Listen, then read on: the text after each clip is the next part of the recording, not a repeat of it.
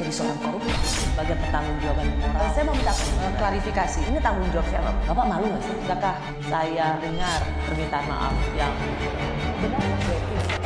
Orang-orang menjadi korban.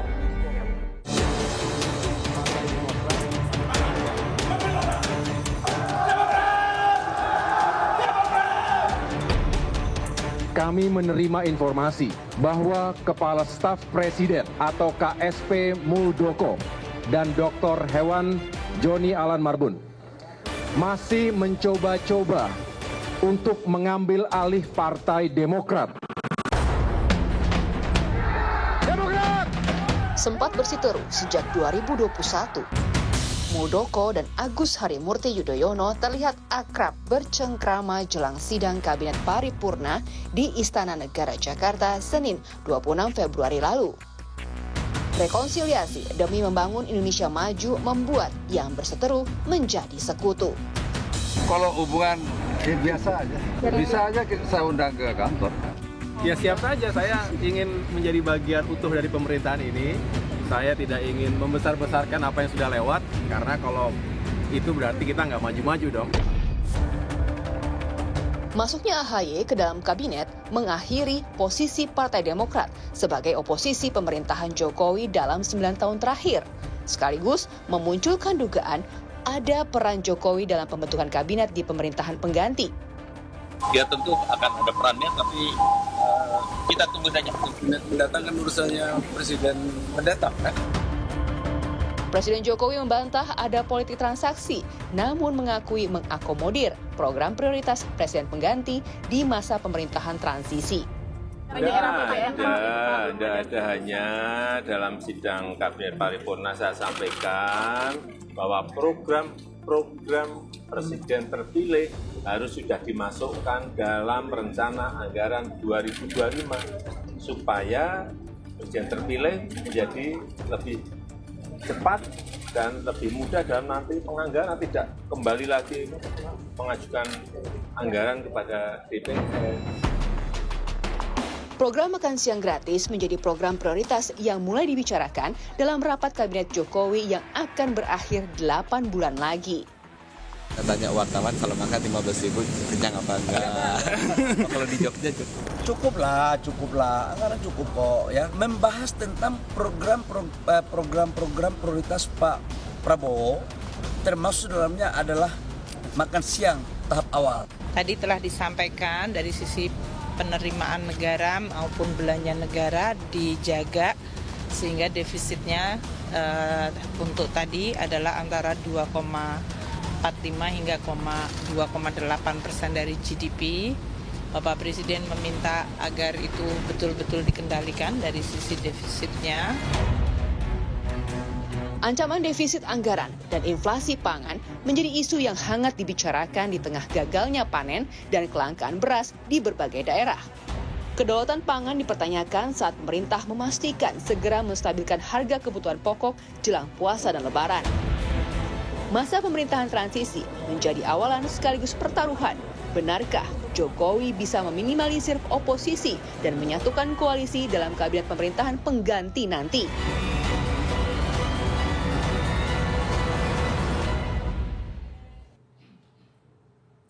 Selamat malam saudara, saya Friska Clarissa. Malam hari ini menggantikan Rosiana Silalahi yang berhalangan hadir. Dan sudah bersama saya Kepala Staf Kepresidenan, Bapak Jenderal Purnawirawan Muldoko. Pak Muldoko, apa kabar? Baik. Terima kasih sudah meluangkan waktu. Kami boleh ke kantor KSP untuk wawancara langsung, Pak Muldoko. Iya. Ngomong-ngomong, ini kan 8 bulan sisa pemerintahan Pak Jokowi. Ramai sekali apalagi pasca pemilu, Pak Muldoko. Sebagai orang dekat ring satunya Pak Jokowi, juga sebagai Kepala Staf Kepresidenan, apa instruksi khusus dari Pak Presiden menghadapi 8 bulan transisi ini, Pak?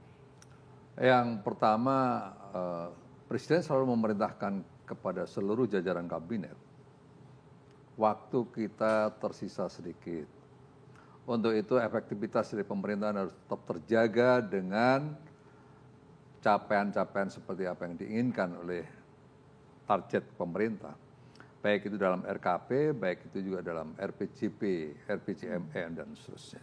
Tuh. termasuk juga janji-janji presiden. Janji-janji yang waktu itu disampaikan oleh beliau pada saat kampanye dan kita inventarisasi, akhirnya KSP menentukan ada kurang lebih 56 janji presiden yang berkaitan dengan proyek strategis nasional. Nah itu kita kawal semuanya. Presiden juga memanggil khusus ke saya, Pak Muldoko, supaya dikawal dengan ketat tentang capaian proyek-proyek nasional strategis. Agar kita tahu pasti berapa yang sudah selesai, berapa yang masih ongoing, dan kira-kira yang melewati 2024 itu apa. Sehingga semuanya kita mapping dengan baik dan pada akhirnya kita bisa memastikan bahwa semua janji-janji presiden itu bisa terpenuhi pada akhir pemerintahan nanti. Pak Muldoko bicara soal transisi pemerintahan ini bukan kali pertama. Karena saat pemerintahan Pak SBY berganti ke Pak Jokowi, Pak Muldoko juga menjabat sebagai Panglima TNI. Saat itu apa yang berbeda situasinya, Pak? Sebenarnya pada dasarnya transisi pemerintahan itu bukan berjalan kali ini. Semuanya sudah mengalaminya dalam arti bukan sesuatu yang baru, tapi perlu ada sebuah persiapan yang kuat. Apalagi saat ini berkaitan dengan perubahan RPJP. Ya, kita akan menyiapkan RPJP sampai dengan 2045, 2024-2045. Ini sedikit krusial ya. Karena apa? Karena pada akhirnya nanti yang menjalankan adalah pemerintahan yang baru. Itu basicnya dulu, ya. Basic itu yang harus menjadi pegangan. Berikutnya juga janji-janji, ya, janji-janji. Di situ ada teknokratisnya tadi RPJP-nya. Berikutnya ada visi misi dari presiden. Kalau Pak Jokowi kemarin punya nawacita. Berikutnya ada janji-janji, ya, ada politiknya. Nah, janji-janji itu kita inventarisasi, kita proyeksikan mana yang sudah masuk di dalam RPJMN, mana yang sudah masuk dalam nawacita, mana yang dijanjikan sekarang ini. Kita lihat semuanya, kita potret semuanya agar tidak ada yang ketinggalan. Gitu. Sama sekarang juga seperti itu ya. RPJP-nya sedang disusun oleh Bappenas. Berikutnya janji-janji presiden terpilih ya juga sudah diinventarisasi.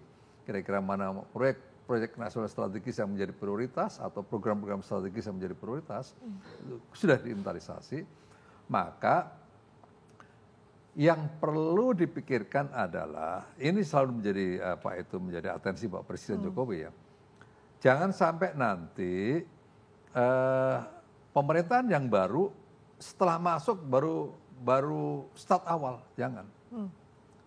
Kita pemerintah yang sekarang ini harus bisa mengantarkan pemerintahan yang akan datang, baik dari sisi perencanaan maupun dari program-programnya. Itu. Perencanaannya melalui tadi itu perencanaan yang jangka panjang, jangka menengah dan jangka pendek. Dirumuskan lebih detail di RKP, ya, rencana kerja pemerintah. Berikutnya dari sisi perencanaan. Ya. Dari sisi programnya sendiri, maka program-program yang berkaitan dengan apa yang telah dijanjikan pada saat kampanye sudah mulai dipikirkan untuk dimasukkan dalam RKP itu. Sehingga nanti begitu pemerintahan yang baru Oktober masuk, itu sudah bisa running. Baik dukungan anggaran maupun programnya yang diinginkan oleh pemerintah yang baru itu bisa berjalan dengan mulus. Persiapan program pemerintahan berikutnya, termasuk juga kalau TKN Prabowo Gibran bilang bahwa ada tempat nanti untuk Pak Jokowi di pemerintahan berikutnya meskipun belum dibocorkan, ini cawe-cawe atau tidak, Pak? Itu kan asumsi-asumsi, prediksi-prediksi dan persepsi. Ya. Jadi sebenarnya tidak seperti itu. Pak Jokowi selalu mengatakan dan secara regulasi juga sudah jelas dikatakan bahwa penentuan kabinet yang akan datang adalah hak prerogatif presiden.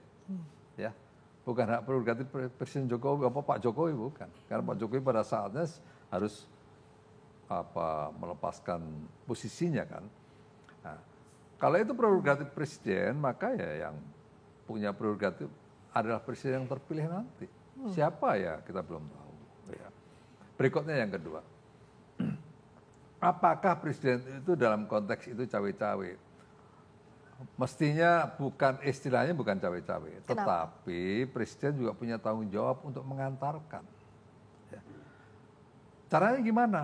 Apakah Pak Prabowo minta arahan atau minta petunjuk atau minta informasi kepada Pak Jokowi? Bisa saja itu dilakukan. Karena Pak Jokowi memahami semua persoalan bangsa ini yang lebih senior dalam konteks pemerintahan. Maka bisa beliau bertanya dulu kepada Pak Presiden Joko Widodo. Kira-kira ini bagaimana, dan seterusnya. Jadi istilah cawe-cawe itu sebenarnya kurang tepat ya. Tapi siapapun yang memiliki tanggung jawab penuh terhadap keberlangsungan kepemimpinan ke depan, maka pasti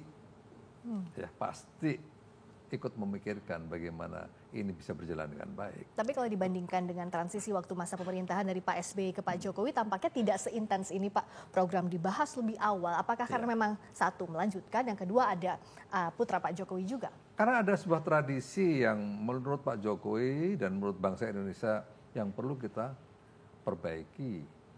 Tradisi yang berjalan selama ini adalah hampir-hampir, bukan tradisi ya, hampir-hampir. Setiap pemerintahan ada perubahan-perubahan signifikan.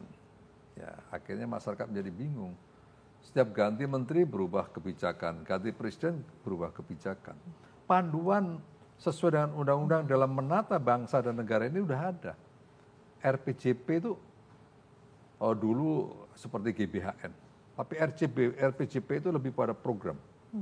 Rencana program pemerintah menuju Indonesia ke depan seperti apa. Dituangkan tuh sampai dengan apa yang akan dikerjakan, targetnya seperti apa, tahapannya seperti apa. Clear di situ. Ya. Nah, harapannya semuanya berpedoman kepada itu. Tetapi bagaimana mensiasatinya, strateginya itu yang masing-masing presiden punya cara. Seperti contoh, arahan Pak Presiden ke depan dalam menuju Indonesia maju ke depan, maka Presiden menyiapkan 5 hal yang betul-betul sangat rigid ya. Pembangunan sumber daya manusia, pembangunan infrastruktur, perbaikan atau pembenahan regulasi agar menjadi sinkron satu dengan yang lainnya. Berikutnya reformasi birokrasi agar memberikan pelayanan yang semakin fleksibel, semakin cepat seperti apa yang terjadi di lingkungan kita yang perubahannya begitu cepat. Jangan birokrasinya lambat, nggak bisa lagi mengikuti nanti. Berikutnya lagi transformasi ekonomi. Mau nggak mau Indonesia harus melakukan transformasi ekonomi sebelum terlambat. Transformasi digital, transformasi menuju green energy, dan seterusnya. Nah, semuanya telah ditata dengan baik oleh Pak Presiden. Harapannya itu nanti hal-hal yang bisa dilanjutkan. Karena seperti contoh nih, dalam rangka pembangunan sumber daya manusia, target kita menuju stunting 14%. Ya. Walaupun beberapa bulan yang lalu evaluasi terakhir kita masih 21,3%. Ya. Tapi kita harus menuju ke sana. Ini harus dikejar dengan terus-menerus begitu. Nah, itu kan ada keberlanjutan yang diinginkan transisi antar masa pemerintahan. Tapi apakah artinya juga orang-orangnya Pak Jokowi akan masuk pasti di kabinet berikutnya untuk menjaga? Karena kan bagaimanapun juga Pak Muldoko, saat presiden terpilih nanti punya domainnya sendiri, punya hak prerogatifnya sendiri. Untuk menjamin itu, apakah juga ada deal sebelumnya bahwa orang-orang Pak Jokowi harus ada di kabinet? Kata-kata harus menurut saya tidak tepat. Ya. Karena yang menentukan bukan lagi Pak Jokowi, yang menentukan adalah presiden yang akan datang. Itu. Jadi harus atau tidak harus itu bagaimana tergantung dari memaknai hak prerogatif itu. Ya, berikutnya juga memahami urgensinya. Kalau ada memang menteri ini memiliki urgensi yang begitu tinggi terhadap keberlangsungan sebuah program, atau mungkin kinerjanya juga memiliki keunggulan dalam berbagai hal, bisa saja itu menjadi pertimbangan melanjutkan itu. Jadi tidak adalah istilah-istilah cawe-cawe dalam arti yang negatif. Tapi setidaknya apa jaminan yang Pak Jokowi harapkan agar pemerintah pemerintahan berikutnya betul-betul melanjutkan apa yang disampaikan, bukan hanya pada awal transisi ini saja, Pak Muldoko? Keberlanjutan pembangunan bukan saja terletak kepada manusianya, tapi terletak pada instrumennya. Sepanjang instrumen pembangunan itu ada dan itu punya target-target tertentu dan dikawal oleh orang yang tepat, akan berjalan. Program bagus, tidak dikawal oleh orang yang tidak tepat, bisa repot juga. Nah, itu jadi memang bagaimana menyelaraskan antara program yang telah menjadi pedoman pembangunan nasional itu dengan siapa yang mengawalnya. Nah, siapa itu tentu presiden yang akan datang kan istilah sekarang profiling lah, searching di mana-mana dan seterusnya. Siapa kira-kira yang pas? Siapa kira-kira yang pas? Nah, orang-orang yang masuk radar itu sudah ada belum sejauh ini, yang nanti kan pasti akan diajukan juga oleh Pak Jokowi, misalnya dimintai. Aku yang ngerti. Tergantung presiden berikutnya. Tapi yang jelas Pak Jokowi pasti kan akan dimintai pendapat karena akan melanjutkan pemerintahan ini, Pak Muldoko. Saya pikir secara bijaksana siapapun pasti akan konsultasi dengan presiden sebelumnya. Ya. Karena apa? Karena memang pemahaman tentang secara holistik dalam mengelola negara ini dimiliki oleh presiden sebelumnya. Berikutnya siapa-siapa yang kira-kira masih bisa melanjutkan, kalau diminta pasti juga diberikan informasi lebih detail. Jadi itulah kira-kira. Kalau saya mengamati Pak Muldoko, Pak Jokowi di periode pertama dan kedua, bedanya adalah di periode kedua 2019 itu mulai merangkul oposisi, banyak yang ditarik ke pemerintahan. Nah, apakah strategi untuk upaya merangkul berbagai pihak ini akan diteruskan kepada pemerintahan pengganti era Jokowi? Gini, dalam pandangan saya, kalau tim transisi itu kan kalau pemerintahan terdahulu tidak sinkron dengan pemerintahan yang terpilih. Tapi kalau pemerintahan yang sekarang itu judulnya berkelanjutan, apanya mau ditransisi? Jadi yang ada itulah tim pemantapan untuk melanjutkan yang sudah bagus, tapi yang belum bagus kita lakukan perbaikan. Dalam rangka melengkapi apa menjadi visi misi dan program dari Pak Prabowo sama Mas Gibran.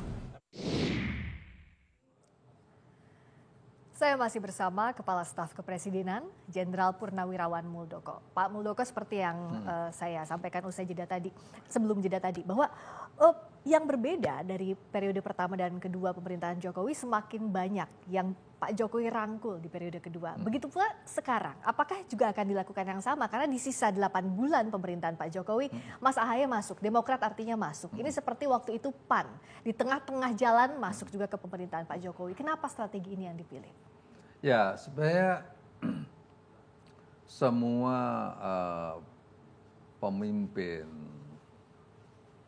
itu menginginkan sebuah situasi yang stabil. Bukan hanya di Indonesia, semua pemerintahan menginginkan seperti itu. Stabilnya itu ada di mana? Stabilnya itu ada di legislatif itu sendiri maupun di eksekutif. Karena semua kebijakan-kebijakan nantinya melalui dua sisi itu, ya.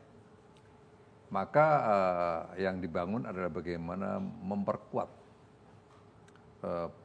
dalam rangka menuju stability itu. Nah, stabilitas pemerintah itu sendiri agar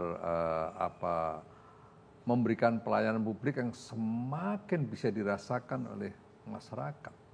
Sebagai contoh begini. Mungkin partai-partai politik yang tidak terakomodasi dalam pemerintahan bisa-bisa merasa apakah masyarakat saya terjangkau oleh pemerintah atau tidak. Gitu. Nah, maka sebenarnya figur dari pemerintahan itu sebenarnya bagian yang bisa memberikan warna ya.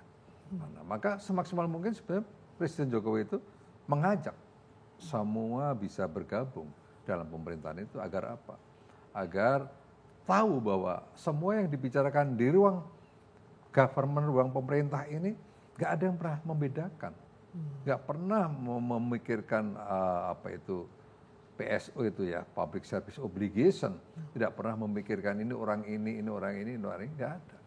Itu. Jadi sebenarnya semakin banyak yang terlibat dalam pemerintahan itu semakin bisa memberikan jaminan keyakinan kepada masyarakat bahwa Anda semuanya terlayani dengan baik. Tidak ada kami membedakan siapapun. Nah, Pak Muldoko, tapi kalau kita lihat dari kacamata lain, untuk menjaga demokrasi juga kan butuh checks and balances. Kalau semuanya diajak ke pemerintahan nggak ada oposisinya, juga nggak imbang dong, nggak ada kritiknya. Iya, memang check and balances itu bukan saja ada di legislatif, tapi zaman sekarang ini siapa sih yang nggak bisa berani mengoreksi pemerintahan? Ya, nggak ada.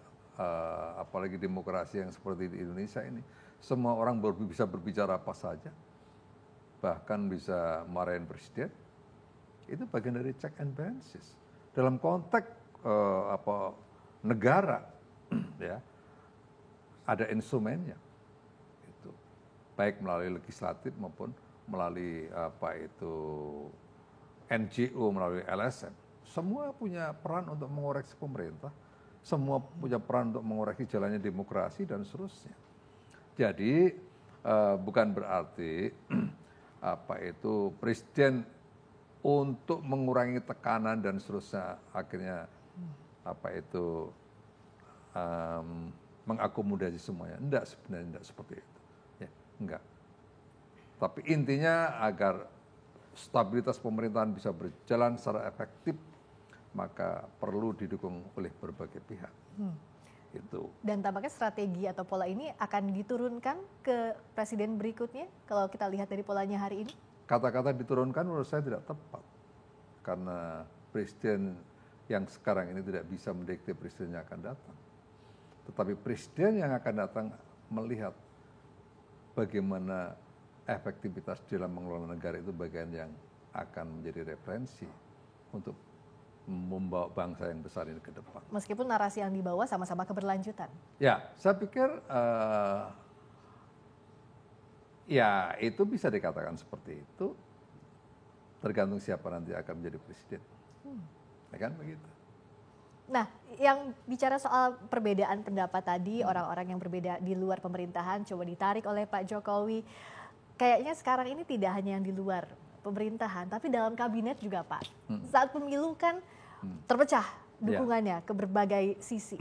Sekarang nih Pak Muldoko, di kabinet itu seperti apa sih di dalamnya? Suasana kebatinan para menterinya Pak Jokowi itu seperti apa sih, Pak Muldoko? Ya sebenarnya mungkin masyarakat juga bertanya-tanya ya di luar ya. Kayak apa ya kira-kira di sidang kabinet itu? Ini menteri ini punya warna ini, menteri ini punya warna ini dalam konteks politik praktis ya. Tapi yang perlu saya sampaikan kepada publik adalah begini.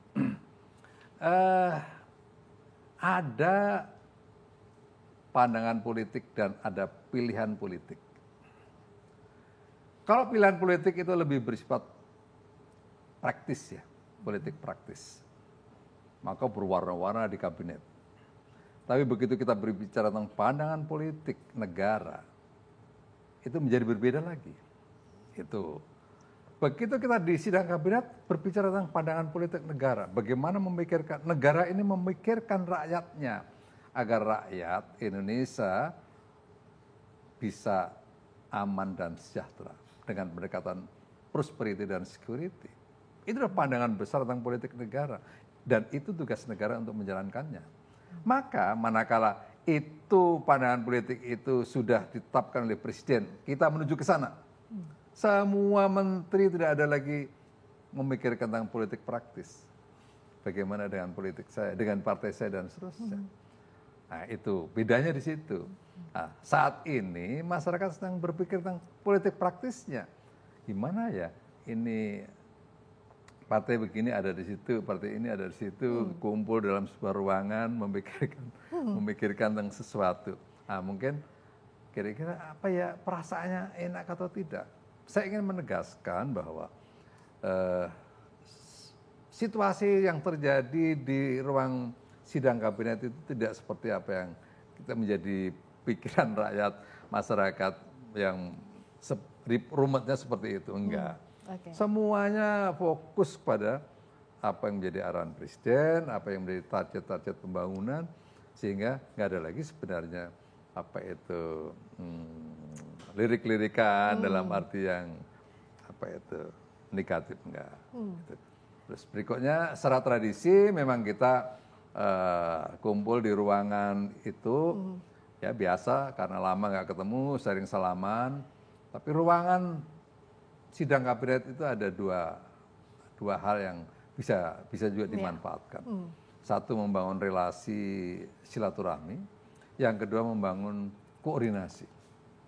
Ya, mungkin antar kementerian ada hal yang perlu lebih dikomunikasikan lagi. Ya, ruangan itu digunakan menjadi ruang seperti itu. Makanya kalau dilihat dari gambar kan begitu akrabnya antar mereka. Jangankan yang lama nggak ketemu Pak, Bapak yang berseteru 3 tahun sama Mas Ahaye aja kayaknya akrab tuh kemarin kayaknya di sidang kabinet paripurna. Itu apa yang ingin disampaikan, bahkan ditaruh juga di feed-nya Pak Muldoko di situ, Wakanda nomor Indonesia Together. Apa yang mau Bapak perlihatkan sih sebenarnya citra itu? Apa strategi aja di depan publik biar kelihatan oke-oke aja? Bukan, karena kita memiliki pandangan politik yang bersama.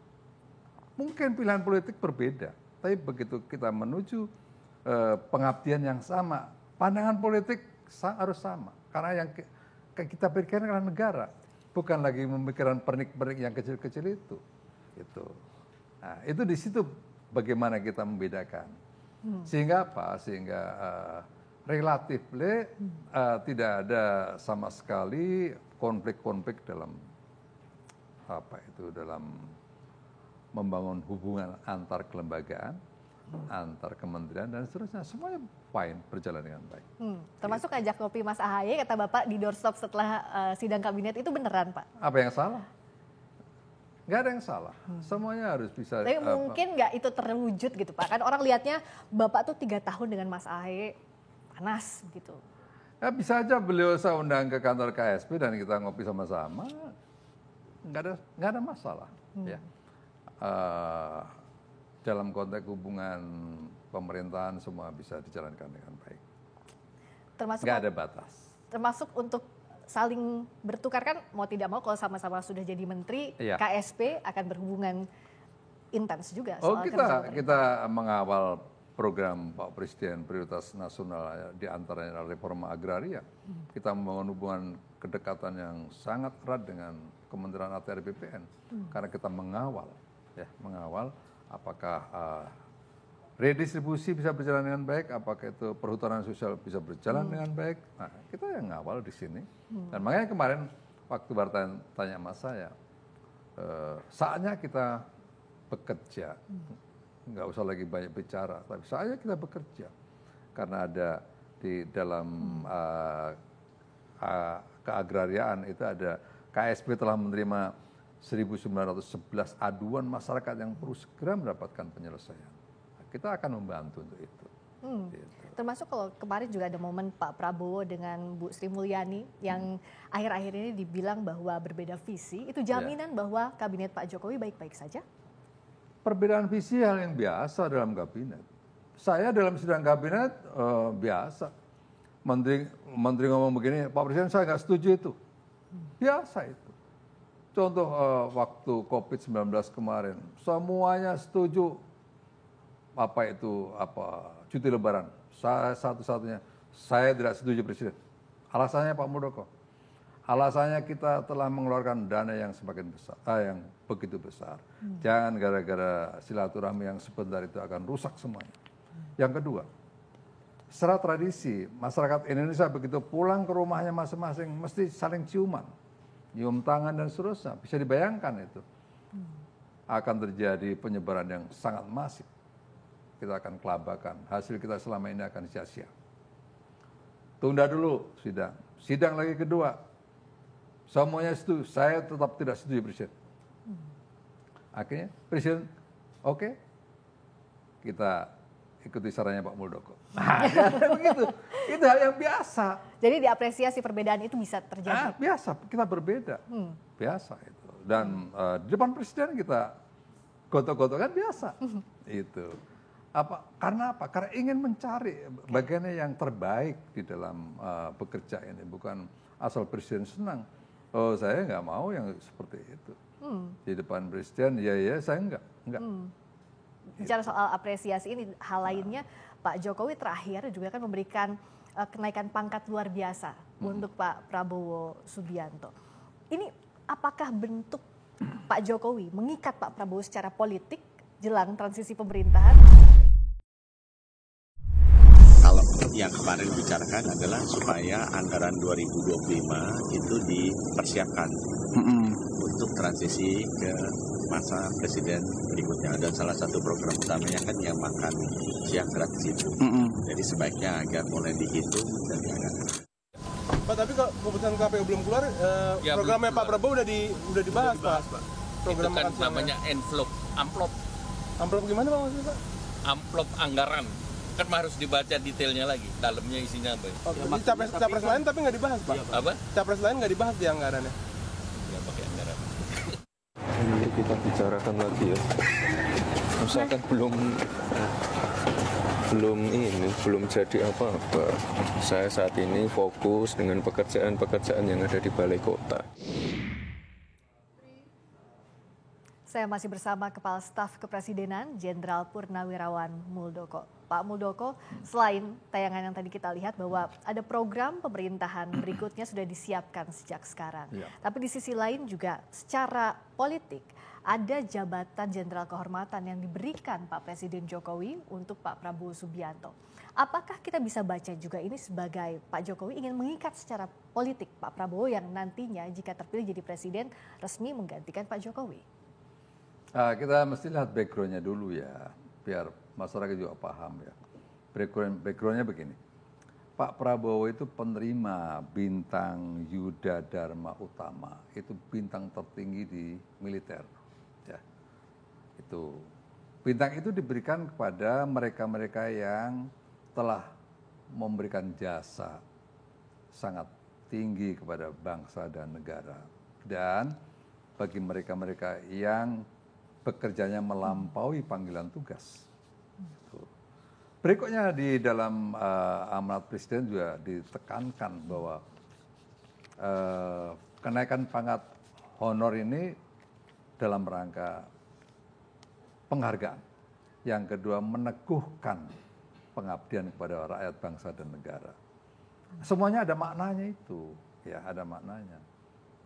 Meneguhkan pengabdian. Diharapkan nanti pengabdian dari penerima itu akan lebih meningkat kepada masyarakat Indonesia. Jadi lihatlah itu yang seperti dulu, backgroundnya dulu, bukan ujuk-ujuk gitu, bukan sesuatu yang ujuk-ujuk. Berikutnya mekanismenya bahwa itu juga melalui jenjang. Panglima TNI telah mengusulkan kepada Presiden. Ada jenjang yang diikuti, bukan langsung dari Presiden. Nah, maka sebenarnya nggak ada lah istilah mengikat lah, istilah transaksi politik lah, dan nggak ada istilah seperti itu. Itu hal yang wajar karena sebelumnya juga ada situasi yang sama. Pak Presiden SBY telah menerima, Pak Agung Gumelar, Pak Luhut Panjaitan, Pak Hendro Priyono juga telah menerima bintang kehormatan atau jenderal kehormatan. Nah, Pak Muldoko, soal pemberian jenderal kehormatan ini juga pasti mendengar kritik yang muncul dari berbagai pihak. Misalnya yang terbaru saya bacakan dari Setara Institut bahwa Pak Prabowo tidak memenuhi kualifikasi penerimaan kenaikan pangkat luar biasa sehingga pemberian gelar itu dianggap tidak sah dan ilegal. Bagaimana Pak Muldoko sebagai Panglima TNI periode 2013-2015 melihat kritik ini, secara aturan seperti apa? Iya, ada jelas kok di situ referensinya. Nanti dibaca saja bahwa Pak Prabowo itu diberhentikan dengan hormat dan berhak menerima gaji. Itu jadi pedoman. Gitu. Jadi kritik itu coba dilengkapi dengan referensi yang lengkap. Jangan nanti melihatnya tidak utuh. Gitu. Ya. Kalau itu diberhentikan dengan hormat dan itu ada skepnya, skep Panglima TNI-nya. Dan berhak menerima gaji, maka tidak catat dalam pengabdian. Perwira tinggi TNI yang cacat dalam pengabdian itu bintang kehormatannya itu bisa ditarik lagi oleh negara. Dan beliau memiliki bintang tanda kehormatan Dharma Yuda Utama. Itu tanda kehormatan tertinggi di dalam militer. Dan tidak ditarik oleh negara. Dan itu yang menyematkan negara itu. Jadi itulah mari kita lihat secara baik ya, situasi itu ya, jangan hanya karena emosi akhirnya hal-hal yang positif dari beliau itu tidak dilihat.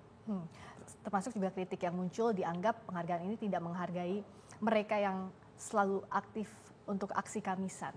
Dianggap tidak menghargai mereka korban 98. Bagaimana Bapak melihat ini? Bagaimana negara menjawab ini? Saya pikir Presiden Jokowi telah sangat menghargai aksi Kamisan. Waktu itu aksi Kamisan diundang ke istana dan saya mendampingi beliau. Dan juga dihadirkan Jaksa Agung, juga dihadirkan Menteri Kumham untuk memahami apa yang menjadi keluhannya. Dan maka akhirnya ada pendekatan penyelesaian persoalan itu melalui dua hal, yaitu judicial dan non-judicial. Non-judicial telah dijalankan, dan persoalan judicial bukan berarti dianggap selesai. Masih bisa berlanjut apabila itu memungkinkan alat buktinya masih tersedia. Dan bisa menjadi sarana penyelesaian dari pendekatan judicial. Itu. Jadi sebenarnya kita semuanya menaruh perhatian yang sungguh serius terhadap situasi itu. Jadi bicara soal tadi ditekankan tidak ada transaksi politik, bagaimana dengan program pemerintahan berikutnya yang dibahas di sidang Kabinet Paripurna. Pak Jokowi kan kemarin bilang, Pak Presiden bilang bahwa itu tidak dibahas secara spesifik, tapi para menterinya Pak Jokowi, Pak Erlangga gitu misalnya bilang bahwa tahun depan itu sudah bisa berlangsung. Sebenarnya berapa intens ini sudah dibahas? Ya sebenarnya beginilah, satu, saya ada di situ kok ya. Yang saya omongkan saya bisa pertanggungjawabkan. Satu, Presiden selalu menekankan ya, ini situasi akan ada situasi pemerintahan yang transisi karena ada pergantian. Maka harus betul-betul disiapkan dengan baik agar pemerintahan yang akan datang tidak berangkat dari nol. Maka landasannya disiapkan dengan baik. Dan itu harus nanti terwadai di RKP, Rencana Kerja Pemerintah. Makanya nanti pada bulan Maret akan ada sidang kabinet lagi yang lebih melengkapi program-program yang diinginkan oleh pemerintahan yang baru. Karena apa? Karena 20 Maret nanti sudah ada pengumuman. Maka setelah ada pengumuman siapa pemenangnya, di situ mulailah dimasukkan apa yang menjadi keinginan dari pemerintahan yang akan datang. Gitu. Apakah kemarin sudah dibahas? Tidak dibahas. Itu hanya berupa penekanan dari Presiden. Kenapa itu menjadi berita? Iya, ada Menko, salah satu Menko yang memaparkan dalam sebuah slide bahwa ada janji-janji Presiden yang akan datang ini. Gitu. Nah, itulah ada sebagian yang memaknai bahwa itu telah dibahas.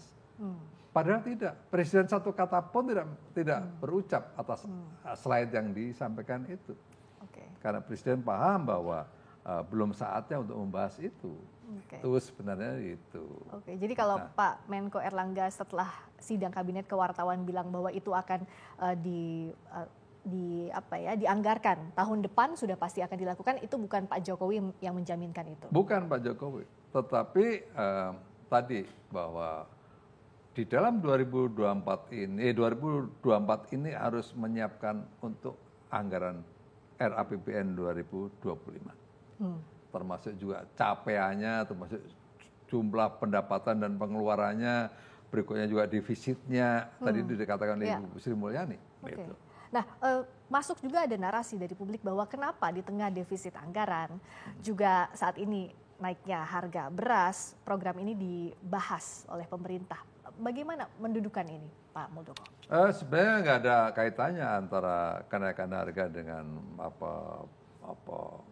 pembahasan anggaran yang akan datang. Karena itu sesuatu yang berbeda. Kenaikan harga adalah saat ini, tapi yang dibahas dalam RAPBN adalah tahun 2025. berkaitan dengan ada kenaikan harga, memang perlu juga masyarakat paham bahwa situasi ini banyak penyebabnya. Gitu. Saya pikir semuanya juga sudah tahu bagaimana penyebab situasi karena perubahan iklim dan seterusnya, sehingga El Nino kemarin betul-betul itu membawa situasi yang nggak baik di sektor pertanian, karena ada tanamnya mundur. Dan mesti kita juga pahami bahwa secara grafik nasional di sektor pangan, khususnya padi ya, saya berani mengatakan bahwa pada bulan Desember, Januari, Februari itu kebetulan posisinya turun. Dan saya sudah sering sampaikan kepada Bapak Presiden tentang situasi yang akan kita hadapi itu, dan Presiden sangat awareness tentang itu. Makanya beliau selalu mengecek ya. Harga-harga itu setiap hari beliau tahu itu. Ya. Nah, untuk itu di dalam sidang kemarin juga itu bagaimana penanganan secara cepat untuk segera recovery. Maka penanganan Presiden kemarin di luar yang APBN 2025 ya, supaya segera digelontorkan tambahan untuk subsidi pupuk ya. Kemarin dianggarkan 14 triliun untuk subsidi pupuk agar segera mengakselerasi kegiatan pertanian untuk berjalan dengan cepat. Gitu. Okay. Berikutnya juga Presiden waktu kunjungan ke Vietnam berulang-ulang ya minta kepada Perdana Menteri Vietnam untuk bisa yang pertama mohon dapatnya nanti Indonesia diberikan alokasi beras. Berikutnya yang kedua mohon nanti Indonesia bisa diberi harga yang lebih baik. Itu disampaikan dalam pertemuan itu, kita mengikuti itu. Nah, itu. Jadi Presiden sudah mengantisipasi. Karena apa? Karena memang kondisi sekarang ini tidak semua negara itu dengan leluasa melempar berasnya keluar. Ada beberapa yang ditahan. Seperti India menahan beras-beras yang premiumnya tidak dikeluarkan dari negaranya. Gitu. Jadi kalau Bu Menku bilang bahwa inflasi diwaspadai, defisit anggaran diwaspadai, masyarakat haruskah khawatir di tengah dengan harga pangan yang saat ini tinggi, Bapak? Ya, ini saya yakin dalam tempo yang nggak terlalu lama, karena saya sudah mulai menginventarisasi, ada beberapa daerah yang sudah mulai panen ya, dan ini bisa cepat recover kita. Jelang Ramadan sudah secara cadangan nasional kita di Bulog masih ada ya untuk menghadapi bulan Ramadan, dan akan panen nanti pada Maret ini sudah mulai panen.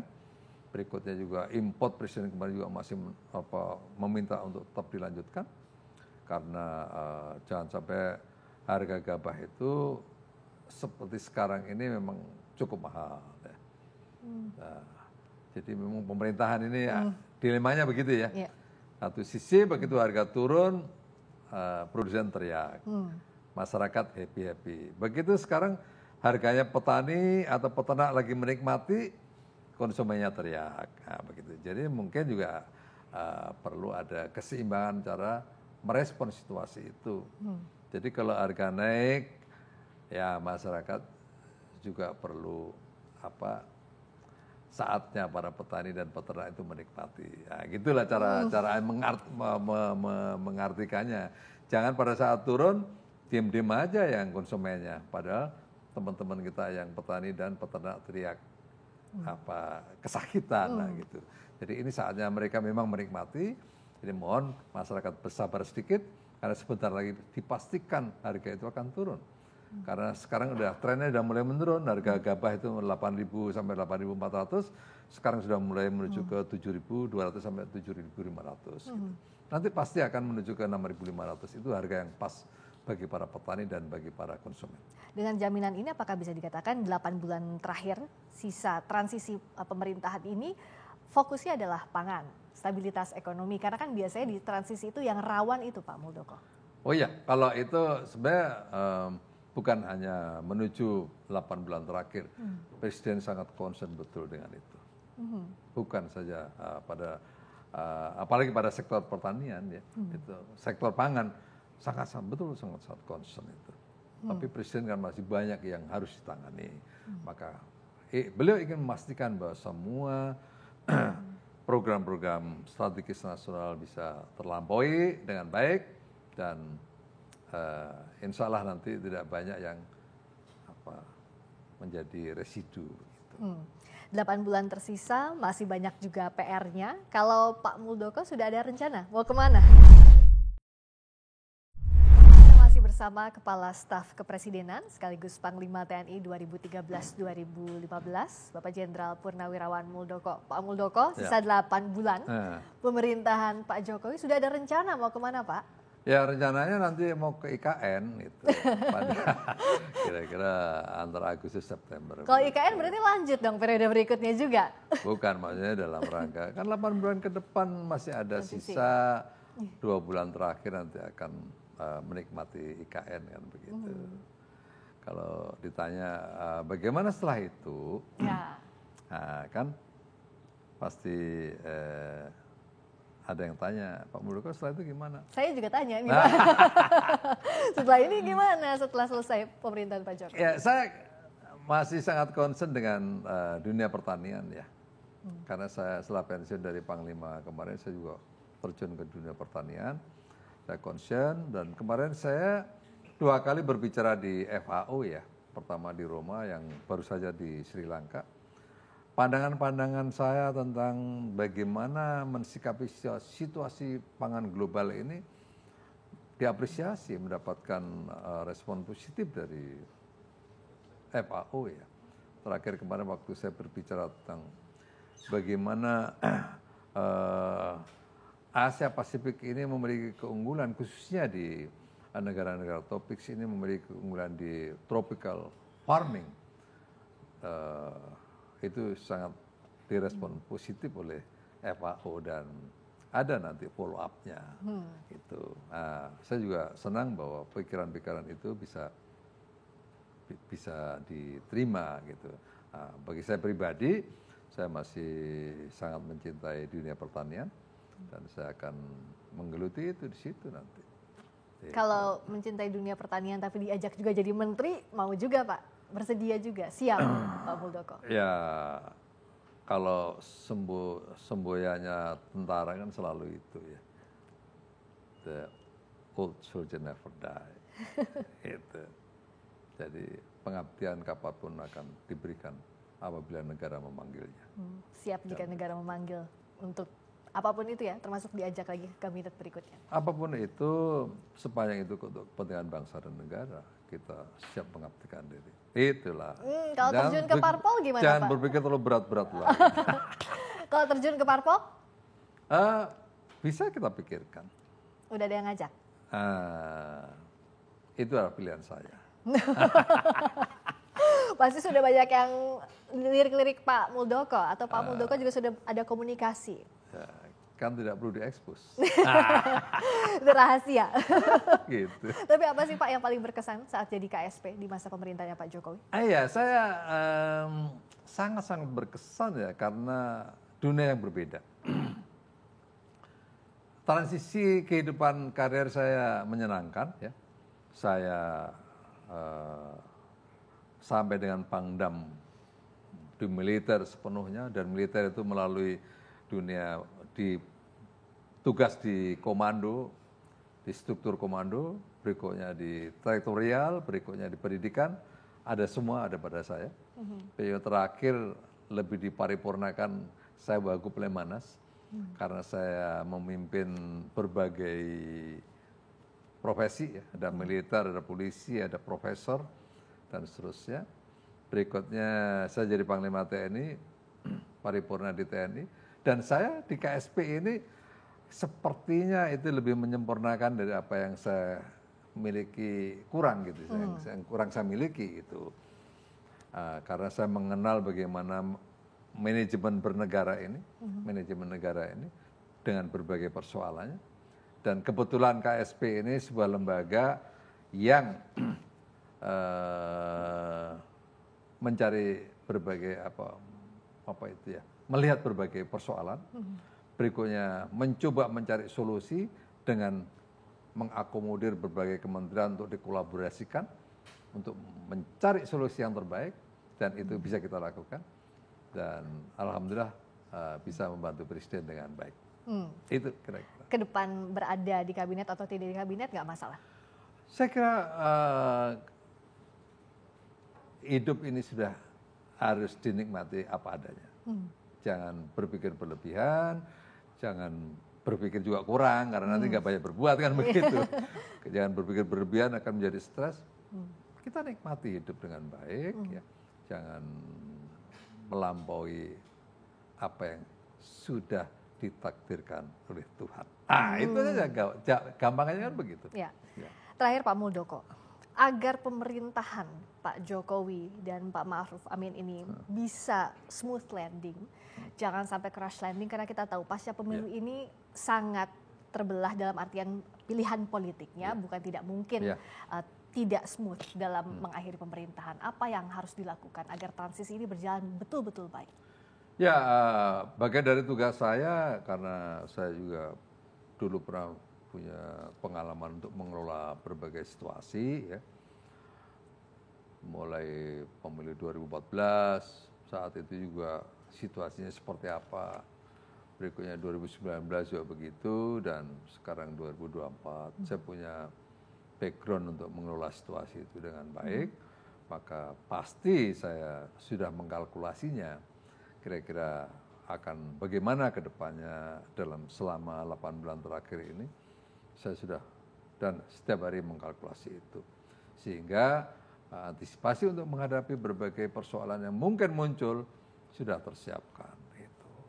Dan itu bisa dilakukan pasti, dengan baik transisi. Pasti. Dan saya bisa memastikan itu. Saya juga sudah berbicara kepada Menko Polhukam untuk segera mengambil langkah-langkah antisipatif. Dan saya bisa menjadi salah satu sumber untuk bisa memberikan masukan. Pak Muldoko, terima kasih waktunya untuk program Rosi. Kepala Staf Kepresidenan Jenderal Purnawirawan Muldoko. Terima kasih atas berbaginya pada malam hari ini. Terima kasih banyak Bapak. Dan terima kasih Anda saudara sudah menyaksikan program Rosi. Tetaplah di Kompas TV, independen terpercaya untuk memperbarui informasi Anda. Saya Friska Clarissa. Terima kasih. Selamat malam. Sampai jumpa.